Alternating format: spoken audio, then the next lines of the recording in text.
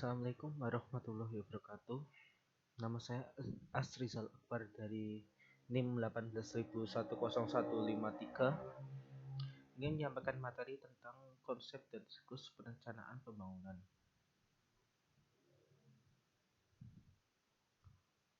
Konsep perencanaan pembangunan. Pengertian perencanaan pembangunan. Perencanaan pada dasarnya merupakan cara atau teknik atau metode untuk mencari tujuan yang diinginkan secara tepat, terarah, dan efisien sesuai dengan sumber daya yang tersedia. Dengan demikian, secara umum perencanaan pembangunan adalah cara atau teknik untuk mencapai tujuan pembangunan secara tepat, terarah, dan efisien sesuai dengan kondisi negara atau daerah bersangkutan. Sedangkan tujuan pembangunan pada umumnya adalah untuk mendorong proses pembangunan secara lebih cepat guna mewujudkan masyarakat yang maju, makmur, dan sejahtera.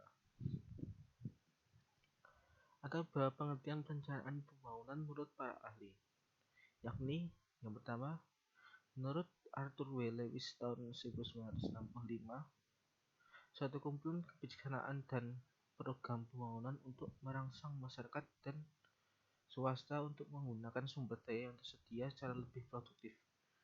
Yang nomor dua, menurut M.L. Jian tahun 1984, menurut dia, perencanaan pembangunan pada dasarnya adalah merupakan pengendalian dan pengaturan perekonomian dan dengan sengaja oleh suatu penguasa atau pemerintah pusat untuk mencapai suatu sasaran dan tujuan tertentu dalam jangka waktu tertentu pula. Yang ketiga, menurut Michael Todaro, adalah suatu upaya pemerintah secara sengaja untuk melakukan koordinasi pengambilan keputusan ekonomi dalam jangka panjang untuk mempengaruhi secara langsung maupun tidak langsung tingkat pertumbuhan dan beberapa variabel utama perekonomian nasional. Yang keempat, menurut UU nomor 25 tahun 2004 mendefinisikan perencanaan pembangunan sebagai berikut. Sistem perencanaan pembangunan nasional atau SPPN adalah suatu kesatuan atau tata cara perencanaan pembangunan untuk menghasilkan rencana-rencana pembangunan jangka panjang, jangka menengah, dan tahunan yang dilaksanakan oleh unsur penyelenggara, negara, dan masyarakat di tingkat pusat dan daerah.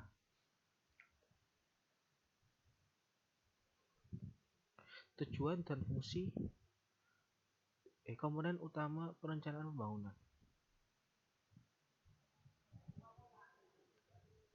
Komponen utama perencanaan pembangunan. Dari beberapa definisi dari pengertian perencanaan pembangunan di atas, terlihat dengan jelas bahwa komponen utama dari perencanaan pembangunan adalah yang pertama, merupakan usaha pemerintah secara terkena dan sistematis untuk mengendalikan dan mengatur proses pembangunan. Yang kedua, mencakup periode jangka panjang, menengah, dan tahunan. Yang ketiga, menyangkut dengan variabel-variabel yang mempengaruhi pertumbuhan ekonomi dan pembangunan secara keseluruhan baik secara langsung maupun tidak langsung. Yang keempat, mempunyai suatu sasaran pembangunan yang jelas sesuai dengan keinginan masyarakat. Tujuan dan fungsi perencanaan pembangunan. Berdasarkan UU nomor 25 tahun 2004, dalam rangka mendorong proses pembangunan secara terpadu efisien, perencanaan pembangunan di Indonesia mempunyai 5 tujuan dan fungsi pokok. Yang pertama, mendukung koordinasi antara pelaku pembangunan. Yang kedua, menjamin terciptanya integrasi, sinkronisasi, dan sinergi antara daerah, waktu, dan pusat maupun daerah. Yang ketiga, menjamin keterkaitan konsisten antara perencanaan, pengangguran pelaksanaan, dan pengawasan. Yang keempat, mengoptimalkan partisipasi masyarakat dalam perencanaan pembangunan. Yang kelima, menjamin tercapainya penggunaan sumber daya secara efisien, efektif, dan adil. Jenis-jenis perencanaan pembangunan. Menurut sifatnya oleh Lincoln Arshad tahun 2001, ada beberapa jenis perencanaan pembangunan. Menurut jangka waktunya, perencanaan pembangunan dapat dikelompokkan atas 3 jenis, yaitu A. Perencanaan jangka panjang. Perencanaan jangka panjang biasanya mencakup waktu 10 sampai 25 tahun. Pada masa Orde Baru, pembangunan jangka panjang mencakup jangka waktu 25 tahun. Sedangkan dewasa rencana pembangunan jangka panjang baik nasional maupun daerah mencakup waktu 20 tahun. Yang B. Perencanaan jangka menengah. Dan jangka menengah biasanya mencakup waktu 4,5 tahun tergantung pada masa jabatan presiden atau kepala daerah di Indonesia. Di Indonesia, perencanaan jangka menengah mempunyai jangka waktu 5 tahun yang disusun baik oleh pemerintah nasional maupun pemerintah daerah. Perencanaan jangka menengah pada dasarnya merupakan jabaran rencana jangka panjang sehingga bersifat operasional. Yang C. Perencanaan jangka pendek. Perencanaan jangka pendek merupakan mencakup waktu hanya 1 tahun, sehingga sering juga dinamakan sebagai rencana tahunan atau annual planning. Rencana ini pada dasarnya adalah merupakan jabaran dan rencana jangka menengah. Perencanaan tahun ini bersifat sangat operasional karena di dalamnya termasuk program dan kegiatan lengkap dengan pendanaannya. Bahkan dalam rencana tahunan ini termasuk juga indikator dan target kinerja untuk masing-masing program dan kegiatan untuk menjadi dasar utama penyusunan anggaran baik APBD maupun APBN. Yang kedua, berdasarkan sifat perencanaannya, bangunan dibagi atas A. Perencanaan dengan komando. Perencanaan ini banyak diterapkan di negara-negara yang menganut aliran komunisme seperti Uni Soviet sebelum bubar, Korea Utara, Cina, Cuba, dan beberapa negara Afrika. Perencanaan pembangunan jenis ini dilaksanakan secara terpusat dan pelaksanaannya dikomandokan secara tegas dan keras oleh pemerintah. Yang B. Perencanaan dengan rangsangan atau planning by incentive. Berbeda dengan perencanaan dengan komando, perencanaan dengan rangsangan ini dilakukan secara demokratis dan lebih banyak didasarkan pada mekanisme pasar. Pelaksanaan rencana didorong tidak melalui kekuasaan pemerintah, tetapi dengan jalan memberikan intensif yang memadai sehingga pihak swasta dan masyarakat tertarik untuk melaksanakannya. Tidak ada keharusan apalagi sanksi yang ada dalam ajakan dan dorongannya. Yang ketiga, berdasarkan alokasi sumber dayanya. Perencanaan pembangunan dikelompokkan atas yang A. Perencanaan keuangan. Tidak dapat disangkal bahwa keuangan merupakan pokok sebuah perencanaan. Kesediaan uang yang cukup, program dan kegiatan pembangunan sukar untuk melaksanakan sehingga sasaran dan target pembangunan tidak akan tercapai.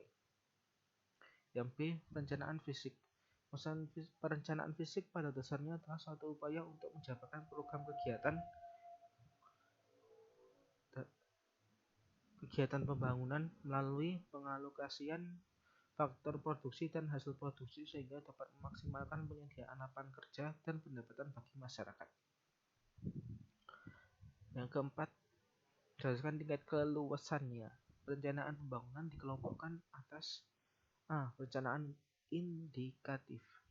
Perencanaan indikatif biasanya diterapkan pada negara dengan sistem campuran, yaitu gabungan dan mekanisme pasar dan campuran tangan pemerintah, seperti yang diterapkan di Perancis dan negara berkembang lainnya. Dalam perencanaan pembangunan ini, sektor negara lebih banyak diarahkan pada pembangunan sektor-sektor dasar seperti batu bara, semen, baja, transportasi, bahan bakar, dan peralatan pertanian. Sedangkan sektor swasta ini banyak diarahkan pada kegiatan-kegiatan yang lebih berorientasi pada kegiatan bisnis. B. Perencanaan imperatif. Perencanaan imperatif sama dengan perencanaan dengan komando di mana semua kegiatan diatur oleh negara untuk kepentingan masyarakat banyak. Dalam sistem perencanaan ini terdapat pula pengawasan yang menyeluruh oleh negara terhadap faktor-faktor produksi dan tidak ada kedaulatan konsumen di dalamnya.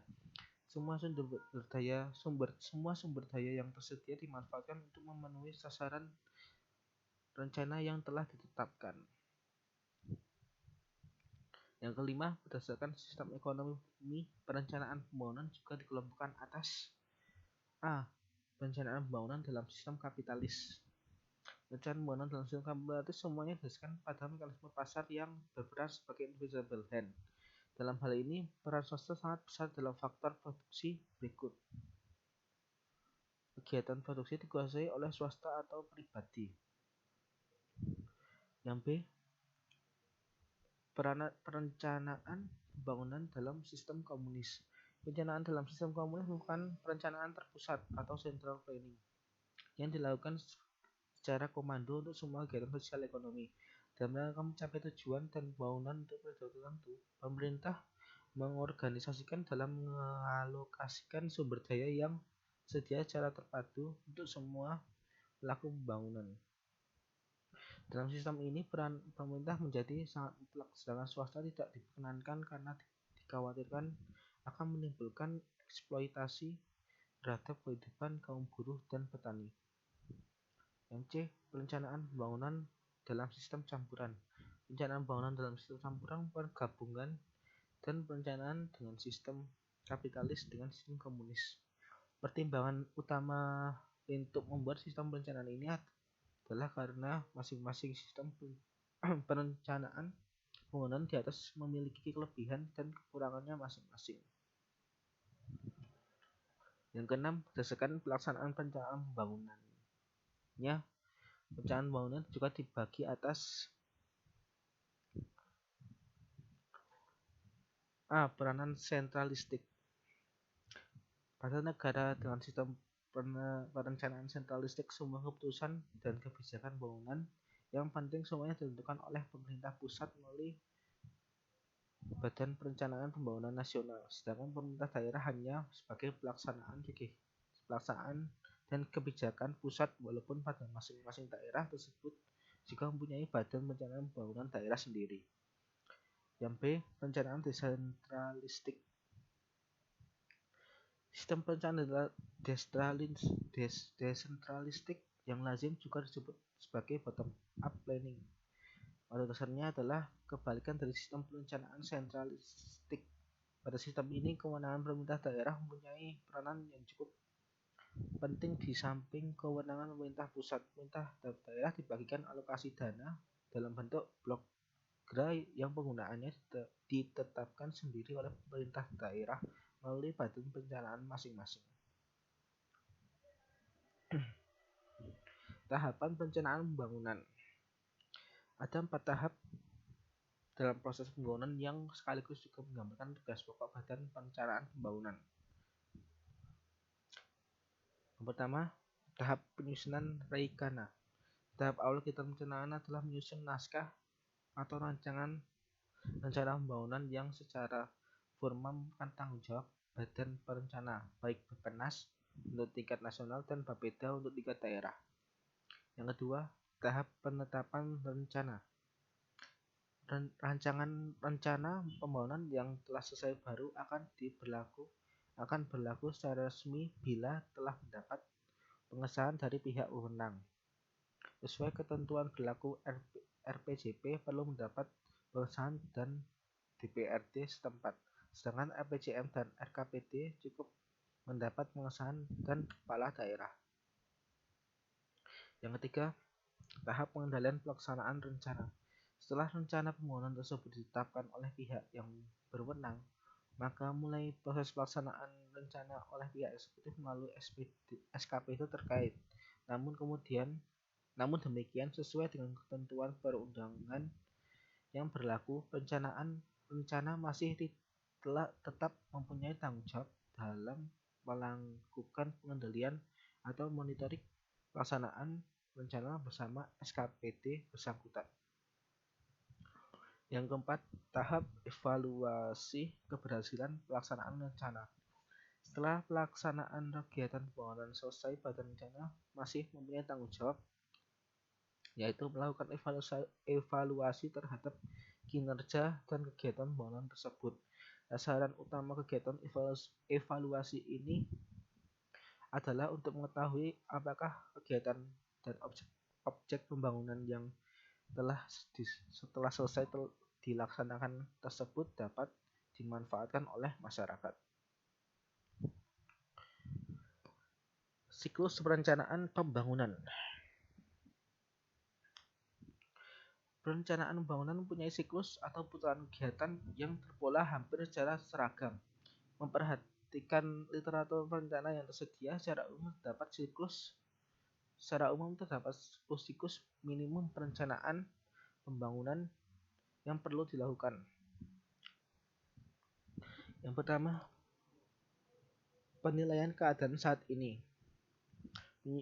Penyusunan perencanaan pembangunan selalu dimulai dengan penilaian terhadap kondisi umum negara atau daerah baik di bidang fisik, sosial, ekonomi saat ini.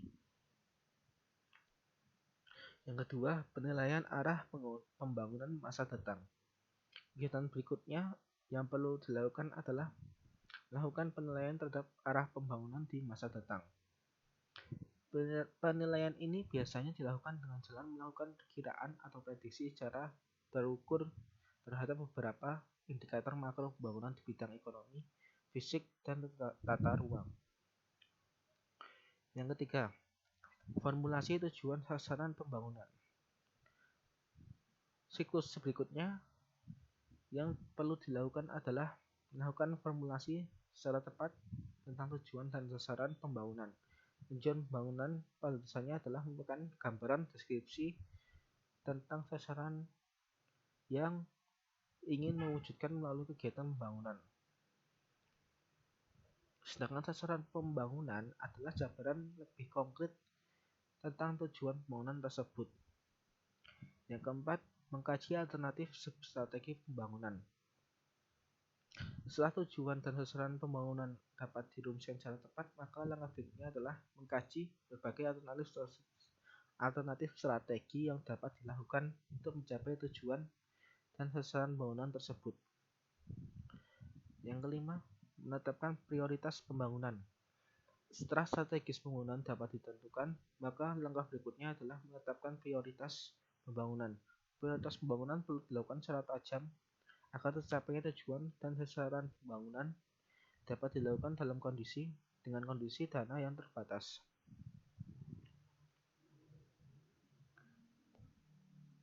Yang keenam, merumuskan kebijakan pembangunan. Dengan memperhatikan prioritas pembangunan yang telah diterapkan, maka siklus berikutnya adalah merumuskan kebijakan pembangunan yang tepat sesuai dengan kondisi umum dan prediksi pembangunan di masa mendatang. 7. Identifikasi program dan kegiatan. Program dan kegiatan pada dasarnya merupakan tindakan dan upaya yang harus dilakukan dengan dana yang tersedia. Untuk keperluan monitoring dan evaluasi, masing-masing program dan kegiatan ditetapkan indikator kinerja berikut target kinerja yang harus dicapai. Penentuan indikator dan target kinerja ini juga diperlukan untuk dapat memudahkan penyusunan anggaran kinerja. Nomor 8. Menetapkan perkiraan dana investasi. Setelah program kegiatan ditetapkan, maka siklus pekerjaan perencanaan berikutnya adalah menetapkan perkiraan dana investasi yang dibutuhkan. Biasanya kebutuhan dana ini hanya dilakukan secara kasar dalam bentuk dana indikatif.